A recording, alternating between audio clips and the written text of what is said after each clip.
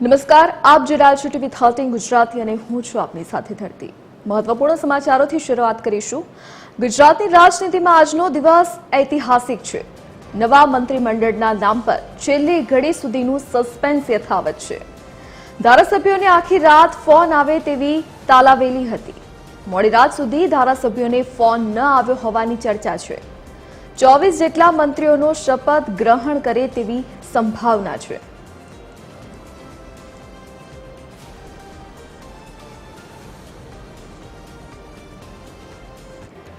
તો ગુજરાતની રાજનીતિમાં આજનો દિવસ ઐતિહાસિક છે। તો નવા મંત્રીમંડળના નામ પર છેલ્લી ઘડી સુધીનું સસ્પેન્સ યથાવત છે। પહેલા એવી વાત હતી કે ધારાસભ્યોને રાત સુધીમાં ફોન આવી શકે તેવી સંભાવનાઓ હતી, પરંતુ મોડી રાત સુધી ધારાસભ્યોને કોઈ પણ ફોન કોલ નથી આવ્યો। તો 24 જેટલા મંત્રીઓનો શપથ ગ્રહણ થાય તેવી પણ સંભાવનાઓ છે। આજે ગુજરાતમાં મંત્રીમંડળનું વિસ્તરણ થવાનું છે। તો આજે ગુજરાતને નવું મંત્રીમંડળ મળવાનું છે।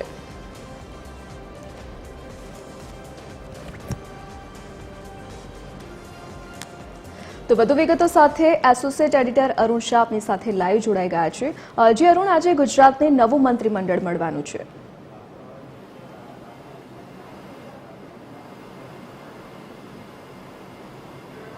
જી અરુણ, સૌથી મહત્વપૂર્ણ છે કે સમગ્ર ગુજરાતની નહીં પરંતુ ગાંધીનગરથી દિલ્હી સુધી જે લોકોની મીટ મંડાયેલી છે।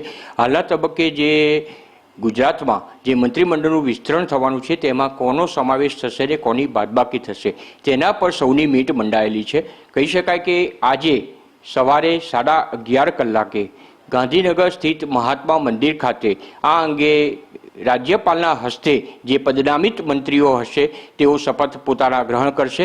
ખાસ કરીને હોદ્દો અને ગુપ્તતાના શપથ રાજ્યપાલ આચાર્ય દેવવ્રતજી ગ્રહણ કરાવશે અને તેમાં મુખ્યત્વે જે ભારતીય જનતા પાર્ટી તરફથી કહી શકાય એવા દિગ્ગજ નેતા, ખાસ કરીને ભાજપના રાષ્ટ્રીય અધ્યક્ષ જેપી નડ્ડા તેમજ રાષ્ટ્રીય મહામંત્રી સુનિલ બંસલ સહિતના મહાનુભાવો આ શપથવિધિ સમારોહમાં ઉપસ્થિત રહેશે। સૌથી મહત્વપૂર્ણ કહી શકાય કે 11:30 કલાકે આ અંગેના શપથવિધિ સમારોહનું આયોજન મહાત્મા મંદિર ખાતે થયું છે।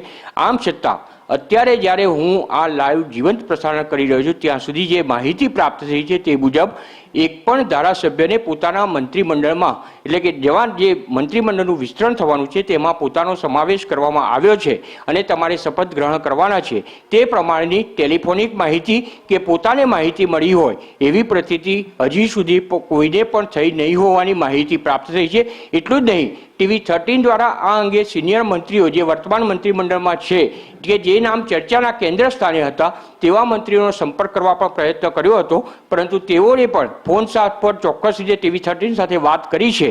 સવારે વહેલી પરોઢે 4 કલાકે આ અંગે 4 પછી 4 થી 5માં આ ફોન કરવામાં આવ્યા હતા। દરમિયાન જે મંત્રીઓના સંપર્ક થયા, ખાસ કરીને સિનિયર મંત્રીઓ, કેબિનેટ કક્ષાના મંત્રીઓનો પણ સંપર્ક કરવામાં આવ્યો હતો કેટલાક, તે લોકોને પણ આ અંગે કોઈ પણ તેમનો સમાવેશ કરવામાં આવ્યો છે કે તે અંગે કોઈ જાણ કરવામાં આવી નથી। એટલે કહી શકાય કે મહદ અંશે ધારાસભ્યોને હજી સુધી આ અંગેની જાણ થઈ નથી। પરિણામે કહી શકાય કે ફોન થયા નથી, પરંતુ હવે ટૂંક જ સમયમાં જ્યારે 11:30 કલાકે શપથવિધિ સમારોહનું આયોજન કરવામાં આવ્યું છે અને શપથવિધિ સમારોહનો સમય છે ત્યારે ચોક્કસ રીતે હવે પછી ટૂંક જ સમયમાં તેઓને ફોન આવવાની શરૂઆત થશે અને પોતાને મંત્રીમંડળમાં સમાવેશ કરવામાં આવ્યો છે તે અંગે શપથ ગ્રહણ કરવા માટે તૈયારી કરવા તેમજ ઉપસ્થિત રહેવા માટેનું જણાવવામાં આવશે।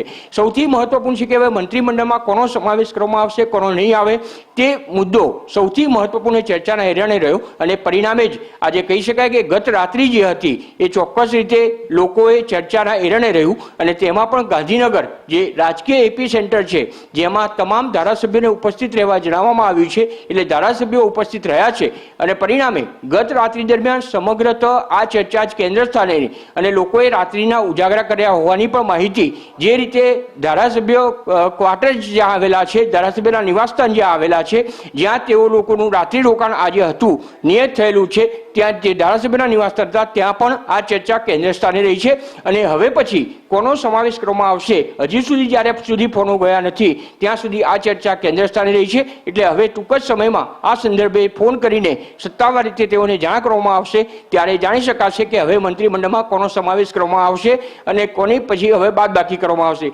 સૌથી મહત્વપૂર્ણ પૂર્ણ છે કે આગામી મંત્રીમંડળ જે હશે ચોક્કસ રીતે દરેક જ્ઞાતિ જાતિનો સમાવેશ કરવામાં આવે અને સમતોલ પ્રધાનમંડળ હોય તેવું મંત્રીમંડળની રચના થાય તે પ્રમાણેની શક્યતા પ્રબળ બની છે.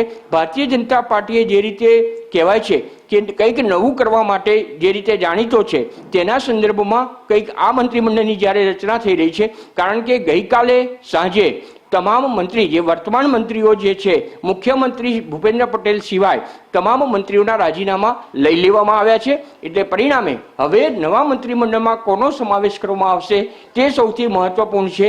તે વાત આગળ કહી શકાય કે આ પહેલા જ્યારે જેપી નડ્ડા અને સુનિલ બંસલ જે રાષ્ટ્રીય મહામંત્રી છે અને જેપી નડ્ડા રાષ્ટ્રીય અધ્યક્ષ છે તેઓની ઉપસ્થિતિમાં એક બેઠકનું પણ આયોજન થયું હતું. ગત રાત્રિએ સમગ્ર રાજભવન જે ગાંધીનગરમાં આ અંગેનો સમારોહ પણ યોજવામાં આવ્યો હતો અને બેઠક પણ કરવામાં આવી હતી, જેમાં તમામ ધારાસભ્યોને ઉપસ્થિત રાખવામાં આવ્યા હતા. તેમાં માર્ગદર્શન પણ રાષ્ટ્રીય અધ્યક્ષ તરફથી આપવામાં આવ્યું છે. પરિણામે કહી શકાય કે હવે સૌની નજર કોનો સમાવેશ કરવામાં આવશે અને કોની બાદબાકી થશે તેના પર છે. પરંતુ એક વાત ચોક્કસ છે, હાલના તબક્કે મુખ્યમંત્રી સહિત જે 16નું પ્રધાનમંડળની રચના થયેલી છે અને પરિણામે હવે પછી આ કદ વિસ્તારીને વધુ થાય, ખાસ કરીને ગુજરાતની જ્યાં સુધી લાગે વગે ત્યાં સુધી વિધાનસભામાં જે 182 બેઠકની વિધાનસભા છે, પરિણામે નિયમ મુજબ જોઈએ તો તેના 15% એટલે કે કહી શકાય કે 27 સુધીનું મંત્રીમંડળની રચના થઈ શકે છે. પછી તે મેક્સિમમ મહત્તમ 27 સુધીનું પ્રધાનમંડળ હશે તે વાત નિશ્ચિત બની ચૂકી છે. પરંતુ સૌથી મહત્વની વાત એ છે કે જ્યારે હજી સુધી લોકોને ફોન થયા નથી ત્યારે કોનો સમાવેશ કરવામાં આવશે અને કોની બાદબાકી થશે તે સૌથી મહત્વપૂર્ણ છે. એટલે હવે ટૂંક જ સમયમાં લોકોને ફોનથી જાણ કરવામાં આવશે અને ત્યાર પછી કહી શકાય કે સવારે 11:30 કલાકે આ જે શપથવિધિ સમારોહ છે તેમાં પદનામિત ધારાસભ્યો જે છે તેઓ પોતાના હોદ્દો અને ગુપ્તતાના શપથ ગ્રહણ કરશે. મહત્વપૂર્ણ છે કે કેન્દ્રીય ગૃહમંત્રી તેમજ ગાંધીનગર લોકસભાના સાંસદ અમિત શાહ પણ આ સમયે હાજર રહેવાના હતા, પરંતુ કોઈ કારણસર ને ખાસ કરીને જોઈએ તો અત્યારે જે રીતે બિહાર ચૂંટણીમાં સૌ વ્યસ્ત છે અને પરિણામે બિહારના સંદર્ભમાં અમિત શાહ પોતે વ્યસ્ત હોવાથી આ કાર્યક્રમમાં હાજર નહીં રહે તેવી પણ વાત છે. પરિણામે કહી શકાય કે અમિત શાહ આજના શપથવિધિ સમારોહમાં ઉપસ્થિત રહેશે નહીં, પરંતુ જેપી નડ્ડા અને સુનિલ બંસલની ઉપસ્થિતિમાં સમગ્ર શપથવિધિ સમારોહ મુખ્યમંત્રી સાહેબ ભૂપેન્દ્ર પટેલ સહિતના મહાનુભાવોની ઉપસ્થિતિમાં આ શપથવિધિ સમારોહ સંપન્ન થશે. એટલે હવે સૌની નજર અત્યારે કહી શકાય ટૂંકમાં ગુજરાતના નવા મંત્રીમંડળની રચના અંગે સવારે 11:30 કલાકે કોનો સમાવેશ કરવામાં આવશે, કોની બાદબાકી કરશે તેના પર સૌની નજર મંડાયેલી છે. જી ધરતી. જી બિલકુલ અરુણ, નવા મંત્રીમંડળમાં એવા કયા ચહેરાઓ છે જે રિપીટ થવાની સંભાવના છે? સૌથી મહત્વપૂર્ણ કહી શકાય કે કયા નવા ચહેરા, શું કીધું આપે? ફરી પ્રશ્ન રિપીટ કરજો પ્લીઝ. બિલકુલ અરુણ, કયા ચહેરાઓ જે છે રિપીટ થવાની સંભાવના છે, કયા મંત્રીઓને ફરીથી પદ મળી શકે છે? હા, ચોક્કસ રીતે જે ધરતી આપે જણાવ્યું ને લોકોની ઉત્કંઠા જે વધી રહી છે તે પ્રશ્ન આપે પૂછ્યો છે. ખાસ કરીને નવા ચહેરાઓ કયા સમાવેશ કરવામાં આવશે. સૌથી મહત્વપૂર્ણ ધરતી જોઈએ તો આ વખતે જ્યારે હવે ચૂંટણીઓ નજીક આવી રહી છે, ચોક્કસ રીતે ભારતીય જનતા પાર્ટી જે રીતે સમગ્ર ચૂંટણીનો માહોલ સર્જાય ત્યારે ભારતીય જનતા પાર્ટીનું કમળ ખીલેલું રહે તે પ્રમાણેનું બેલેન્સ જે રીતે કહી શકાય એવા મંત્રીમંડળની રચના કરવા જઈ રહી છે. એટલે નવા ચહેરા તરીકે એક તો સૌથી મહત્વપૂર્ણ જોઈએ તો યુવા ધનને પ્રોત્સાહન આપે, એટલે કે યુવાનોને પ્રોત્સાહન આપે. સૌથી મહત્વપૂર્ણ રીતે જોઈએ તો જયેશ રાદડિયા છે, અલ્પેશ ઠાકોર છે, તેવા લોકો જે કનુભાઈ પટેલ છે, સાણંદના જે ધારાસભ્ય કનુભાઈ પટેલ છે, આ પ્રકારે યુવાનોને પ્રોત્સાહન આપવામાં આવે તે પ્રમાણે મંત્રીમંડળનો સમાવેશ થાય. આ તો હું માત્ર ઉદાહરણ આપું છું, કોનો સમાવેશ કરવામાં આવશે એ હજુ નિશ્ચિત નથી. ટૂંક જ સમયમાં એની સત્તાવાર જે ફોન કરીને તેઓને જાણ કરવામાં આવશે.